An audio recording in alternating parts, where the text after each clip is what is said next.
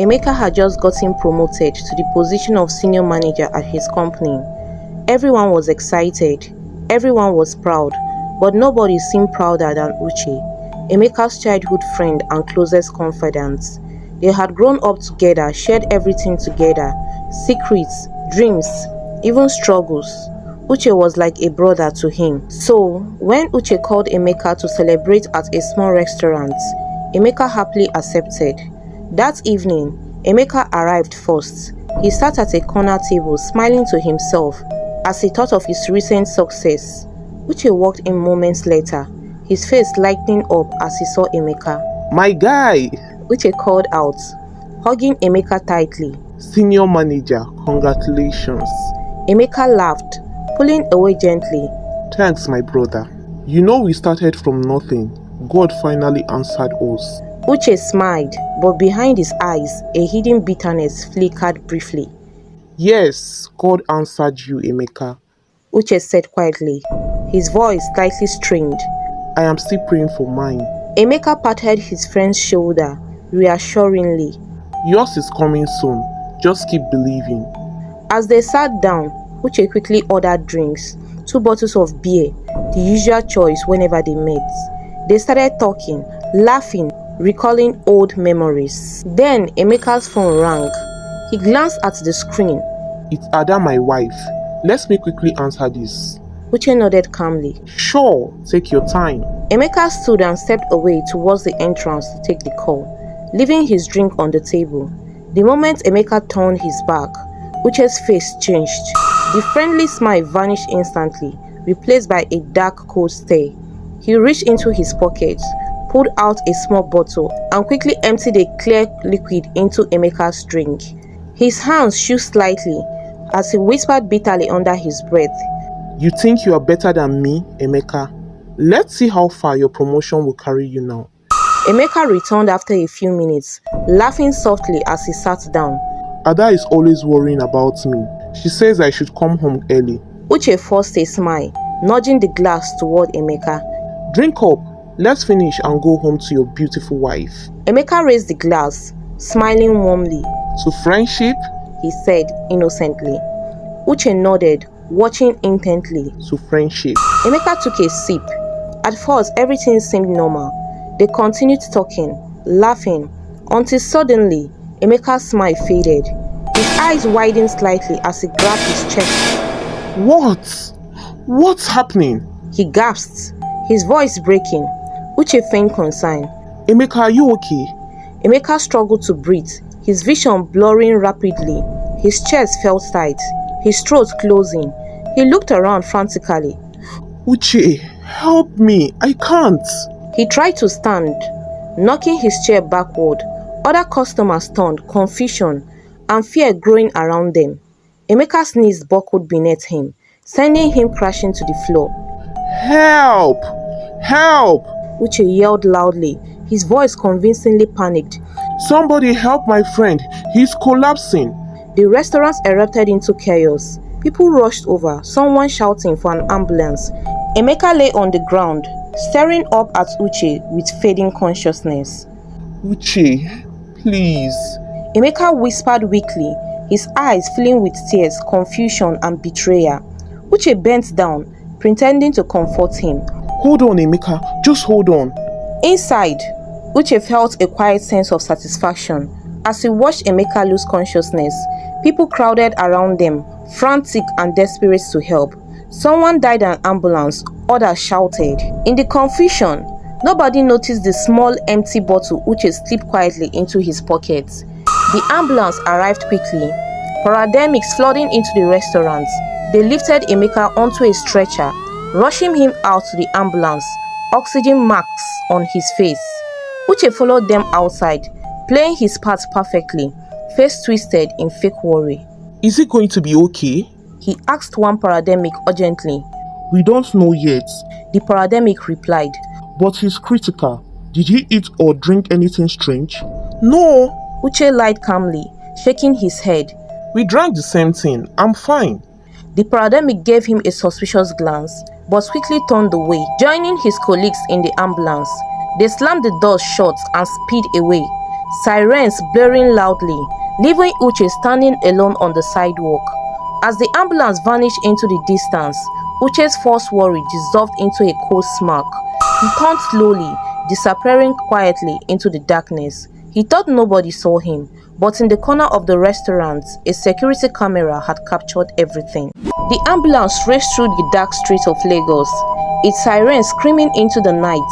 Emeka lay lifelessly on the stretcher, an oxygen mask covering his face as paramedics shouted urgent instructions around him. His pulse is dropping, hurry! One paramedic yelled. In the brightly lit emergency room, doctors and nurses scrambled, surrounding Emeka immediately as he was wheeled through the doors. The head doctor backed orders. Quick!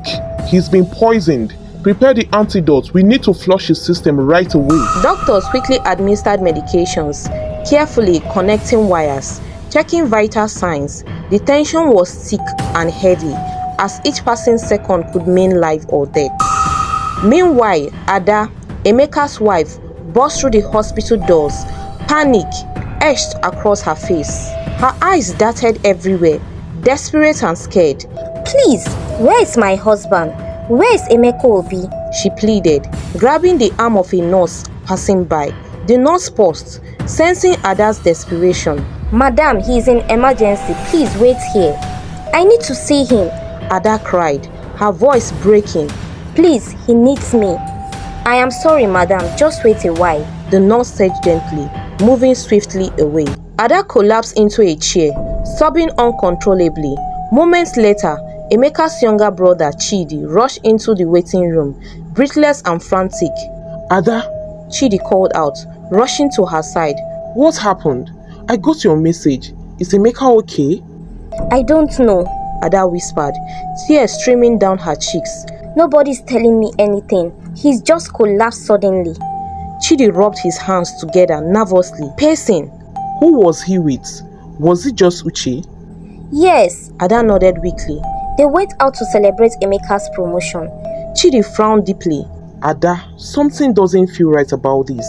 Emeka has always been careful. Just then, the emergency room door swung open. A doctor stepped out, removing his gloves. Ada jumped up immediately. Doctor! Ada rushed towards him, eyes wide with fear. Please, how is my husband? Is Emeka okay? The doctor hesitated for a moment, his face solemn. We have managed to stabilize him, but he's not out of danger yet. Your husband was poisoned. We are certain this wasn't accidental. Ada's eyes widened in horror. Poisoned? Deliberately? Yes. The doctor nodded gravely. This was a careful planned act. Whoever did this meant serious harm. Ada nearly collapsed again, but Chidi quickly caught her, guiding her gently back to her seat. Who could have done this? Ada whispered, confusion and fear washing over her. Emeka has no enemies. Everyone loves him. Chidi looked down, his voice shaking with anger. But not everyone who smiles at us really loves us, Ada. The doctor interrupted gently. You can see him briefly. He's weak but conscious. They followed the doctor quickly into the hospital room. Emeka lay there, pale and fragile, eyes barely open. Ada rushed to his side, tears blurring her vision. Emeka, thank God you are alive. Emeka's voice was weak, barely audible. Ada, what happened to me? She squeezed his hand gently. They said you were poisoned deliberately. Emeka struggled to speak. Poisoned? But why? Chidi leaned forward anxiously. Emeka, try to remember. Did anyone strange come close to you? Emeka shook his head slowly. No, it was only Uchi, just Uchi. His eyes widened slightly, as if suddenly remembering something. His breathing quickened. What is it, Emeka? Ada asked, heart racing. Did something happen? Emeka struggled, voice shaking weakly. My drink. I left it with Uche when I answered your call. But he's my friend. He couldn't have. His voice faded as he struggled to breathe. Monitors around him beeped frantically. A nurse rushed in, gently ushering Ada and Chidi back. Please leave him now. He needs rest immediately, she urged. Ada hesitated, whispering softly as they left. Emeka, hold on, please don't leave me. Outside the room, Ada leaned heavily against the wall, heart racing, mind spinning. Ada, Chidi said firmly, grabbing her shoulders. something isn't right. Emeka mentioned Uchi. Maybe we are missing something. Ada shook her head, her voice trembling. Uchi is Emeka's best friend since childhood. He didn't ever betray Emeka. They are practically brothers. Chidi sighed deeply, pacing. But Ada, we can't trust anyone right now. Somebody deliberately poisoned my brother. Ada stared blankly into space, her heart pounding with dread. Could Uche really betray Emeka? The truth was too terrifying to even consider. Back inside the room, Emeka lay alone, eyes open, his eyes staring at the ceiling, his mind replaying those final moments at the restaurants. His heart sank as doubts crept in. Could Uche, his childhood friend, really have poisoned him?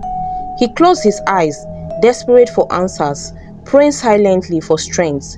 But inside his heart, Emeka already felt it, the painful sting of betrayal beginning to take roots. Ada couldn't sleep all night. Her mind raced with endless questions, doubts, fears, and confusion.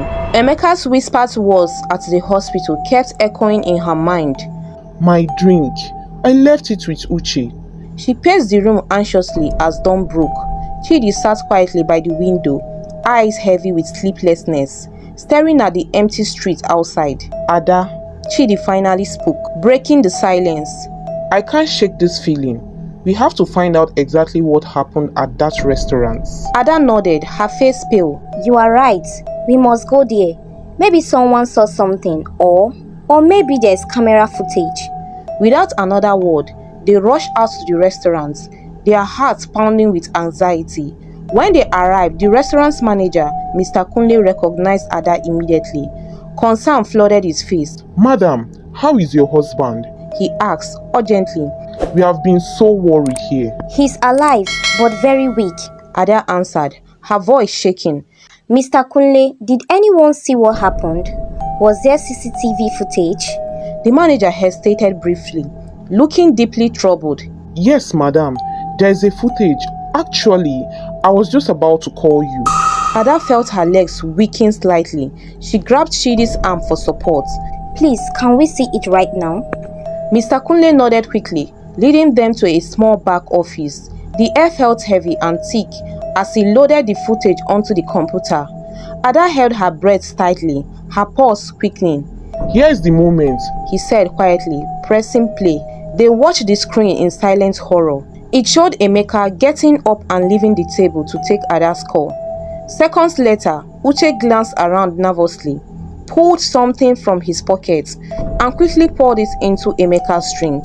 Ada gasped in disbelief, covering her mouth with her hands. No, this cannot be true, she whispered, tears instantly filling her eyes. Uche, why? Chidi's fist clenched tightly, his breathing heavy with anger. I knew it. That's traitor. Ada shook her head, still struggling to believe what her eyes had clearly seen. But why would Uche do something this wicked?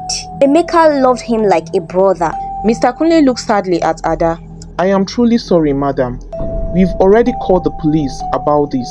Chidi nodded, placing a hand firmly on Ada's shoulder. We must confront Uche. The police must find him immediately. Ada felt numb, broken, unable to fully grasp the cruel betrayal. Emeka trusted Uche more than anyone else in this world. He shared every single secret with him. Why? At the hospital, Emeka's condition improved slowly, his eyes opening weakly as he stared at the ceiling. Memories of the night flooded back to him, making his heart ache deeply. A nurse quietly entered the room, adjusting his IV line gently. Nurse, Emeka whispered weakly. Has my wife returned yet?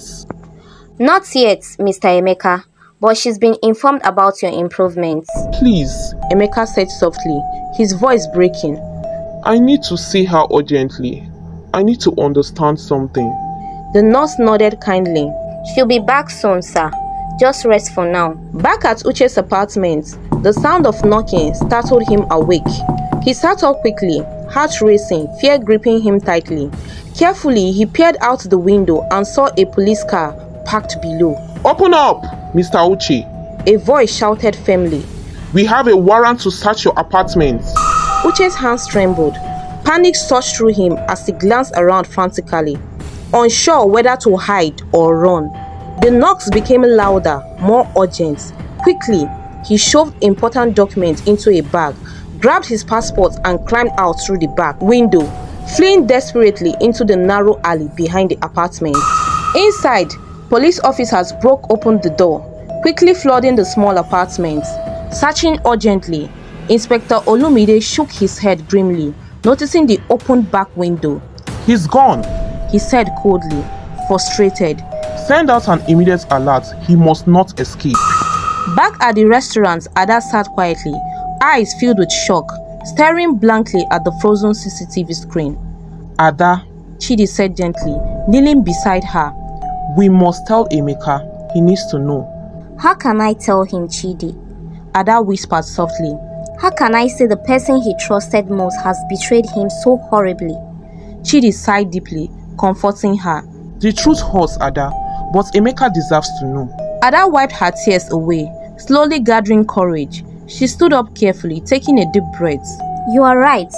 Let's go to the hospital now. Emeka must know exactly who Uchi really is.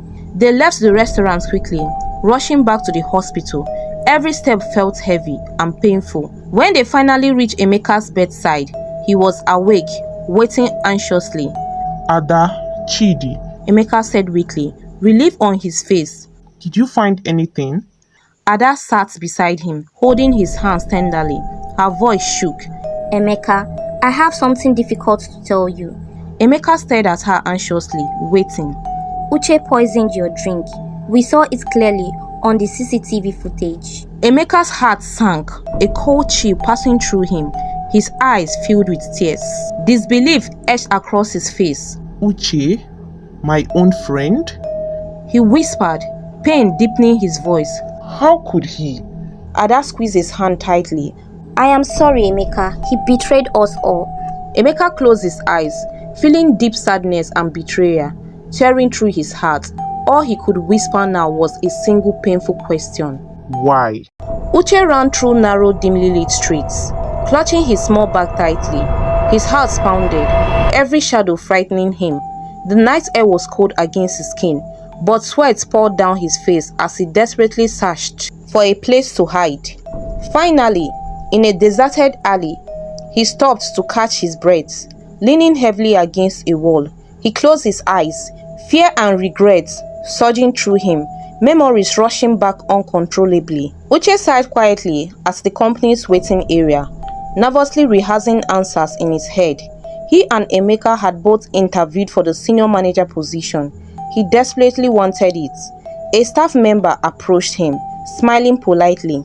The management made their choice, she said calmly. Emeka Obi got the promotion. I am sorry, Uchi. They felt he was the better fit. Uche felt his heart drop. He forced a smile and nodded politely. But inside, anger burned brightly. Later that evening, Uche saw Emeka celebrating joyfully with colleagues. Emeka spotted Uche and approached him cheerfully. Uche, my brother, you will get yours next time, Emeka said warmly, hugging him tightly. Uche nodded stiffly. Congratulations, Emeka, he forced himself to say, masking his bitterness. But deep within, envy feasted like a poison. Uche opened his eyes, breathing heavily. More painful memories flooded in. It was Emeka's wedding anniversary. Friends gathered at Emeka and Ada's home, laughing happily. Uche watched quietly from a corner, noticing how lovingly Ada looked at Emeka, how happy they appeared together. A friend teased gently, Uche, when will we celebrate yours? Everyone laughed warmly, including Emeka. Uche smiled faintly, hiding his bitterness. Soon, he lied softly, but inside jealousy consumed him. Why did Emeka have everything? Career, wife, happiness, while he had nothing? After the guests left, Uche stayed back, quietly talking to Emeka. Your life is perfect, Emeka, Uche said quietly, bitterness slipping into his voice. Not all of us are that lucky. Emeka had placed a hand gently on Uche's shoulder. Your time will come, Uche. Trust God's timing. But in his heart, Uche resented those words deeply. Police sirens sounded in the distance, jolting Uche back to reality. Fear surged again. He had to leave the city, maybe even the country, immediately. He hurriedly dialed a friend's number, voice shaking. Bayo, I am in trouble. Uche said urgently. I need money and a place to hide. Bayo sounded confused. Uche, what's going on? No questions now, just help me, please. Uche pleaded desperately. After a tense silence, Bayo agreed. Okay, meet me at the old bus station quickly. Be careful, Uche. Uche hung up, rushing swiftly through side streets towards the bus station, heart pounding desperately. Back at the hospital, Emeka sat quietly, Ada holding his hands gently, and Chidi was pacing angrily. Emeka, Uche's jealousy must have grown secretly all these years. Chidi said angrily. This betrayal did not just happen overnight. Emeka nodded slowly, sadness in his eyes. I trusted him completely, shared everything with him, my struggles, my dreams. Ada squeezed Emeka's hand gently. It wasn't your fault, Emeka. Some people hide bitterness beneath friendship. Emeka sighed deeply. How did I not see it coming? Was I so blind? Ada shook her head softly. No, Emeka. You have a good heart. You believed everyone else did too. At the old bus station, Uche waited anxiously, constantly checking his watch. Soon, Bayo appeared, hurriedly handing Uche money and a bus ticket. Listen carefully, Uche. This bus will take you to Ghana. Bayo whispered nervously. Lay low there. Please don't contact me again. I can't afford trouble. Uche nodded quickly. Thank you, Bayo. As he boarded the bus, Uche glanced around nervously, hoping nobody recognized him. The engine roared, doors closed, and the bus began to move. He leaned back, closing his eyes. For a moment, relief flooded through him. But seconds later, police sirens suddenly erupted. The bus stopped abruptly. His heart sank. Outside, officers rushed onto the bus, weapons ready. Uche Okoro, we know you are on this bus. Inspector Olimide shouted clearly. Come out now, peacefully. Passengers turned, alarmed, whispering in confusion. Uche trembling, sweat pouring down his face. There was nowhere left to run. Slowly, Uche stood, raising trembling hands, stepping into the aisle as officers quickly grabbed him. You are under arrest for attempted murder. Inspector Olimide said coldly, handcuffing him. Passengers stared, horrified. As they led him off the bus, Uche's heart felt heavy with regret and shame. His jealousy, once a silent poison inside him, had finally destroyed everything. Back at the hospital, Emeka stared quietly at Ada, deep sadness in his eyes. Uche was my friend. Emeka whispered, painfully. He was like a brother. How did our friendship end like this? Ada gently embraced him, whispering softly. Some friendships break quietly, Emeka. You only see the cracks after it shatters. Emeka nodded sadly, tears quietly running down his face. How do I heal from this betrayal, Ada? He whispered. Where do I even begin? Ada held him tighter. Slowly, Emeka, with God and with love. Uche sat silently in a dimly lit interrogation room at the police station. His eyes stared blankly at the cold table before him, hands shaking beneath the table, cuffed tightly. Fear, regret and shame filled him, weighing heavily upon his heart. Inspector Olimide entered the room slowly, holding a file, sitting across from Uche with piercing eyes. Uche Okoro, Olimide began quietly. We have clear footage. You poisoned your best friend, Emeka Obi. Do you deny this? Uche remained silent, eyes glued to the floor. Your silence won't help you. The inspector continued gently, leaning forward. We already know. What we want now is to understand why. Why betray your closest friend? Uche finally looked up, eyes red and filled with bitterness. Closest friend? He said weakly, voice trembling. Do you know what it's like to always be second best? Always living in someone else's shadow? The inspector leaned back, carefully listening. Emeka had everything. Uche continued, anger rising. Good career, good wife, respect, happiness. And me, nothing. Always left behind. Always second. He didn't even realize how much it hurts me. So you poisoned him out of jealousy? The inspector asked calmly. Yes. Uche snapped, voice breaking. Tears spilled down his cheeks uncontrollably. I was tired, Inspector. Tired of feeling worthless. Tired of being invisible. Tired of pretending to be happy for him. Inspector Olumide nodded slowly, sympathy briefly crossing his face. But Uche, jealousy never solves problem. It only destroys. Uche broke down completely, sobbing bitterly. I know that now. God forgive me. What have I done? Outside the interrogation room, Ada waited nervously, her hands trembling. She requested permission to speak briefly with Uche. Inspector Olumide hesitated but eventually agreed, carefully escorting her inside. Uche stared at Ada, his eyes filled with regret and shame. Ada, he whispered weakly. I have nothing to say to justify this. I betrayed you both. Ada stood tall, eyes blazing with pain and anger. You were not just Emeka's friend, Uchi. You were like family to us. How could you hurt someone who trusted you so much? Uche couldn't meet her eyes, head lowered in deep shame. I allowed bitterness to control me, Ada. I envied Emeka's life. I forgot everything good he did for me. Ada's voice shook with emotion. You nearly killed my husband. Emeka is lying helpless in the hospital because of your envy. Do you know how much pain you've caused? Uche cried openly now, his voice broken. I am sorry, Ada. Truly and deeply sorry. My envy blinded me completely. Ada wiped her tears, stepping closer. Her voice was firm, yet filled with sadness. Jealousy destroyed your heart, Uchi, but it won't destroy Emeka. He will survive. He will heal. But you? Can you ever forgive yourself? Uche stared blankly, words failing him. His silence spoke volumes, a silent admission of guilt and regrets. Inspector Olumide finally intervened, gently escorting Ada outside. At the hospital, Emeka lay quietly, deep in thoughts. The news of Uche's arrest reached him quickly, leaving him deeply saddened. The betrayal hurt more than his physical wounds. How could he, Ada?